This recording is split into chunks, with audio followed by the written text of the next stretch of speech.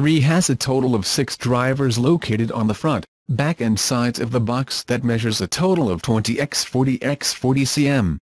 On the front we find a 2.5 cm tweeter and a 13 cm media driver that are accompanied by the 16.5 cm subwoofers located on the sides and 2 others on the back of the computer, offering a frequency response between 20 Hz and 25 kHz. For everything to work in unison, a temporary alignment system called active wave focusing filter has been used to create a sound wave in phase and emitting towards the front of the speaker, achieving great power, which undoubtedly helps to have 6 amplifiers. Class D individual, each with 250 watts of power.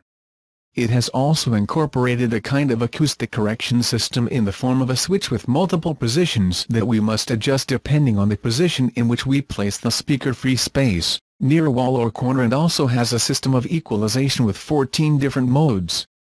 The connectivity is provided by an XLR port and 2 RJ45 inputs/outputs to connect other equipment of the brand, such as control, a hub that acts as a preamplifier and from which to send audio signals from optical sources, coaxial, digital or USB, supporting files up to 24 bit/384 kHz.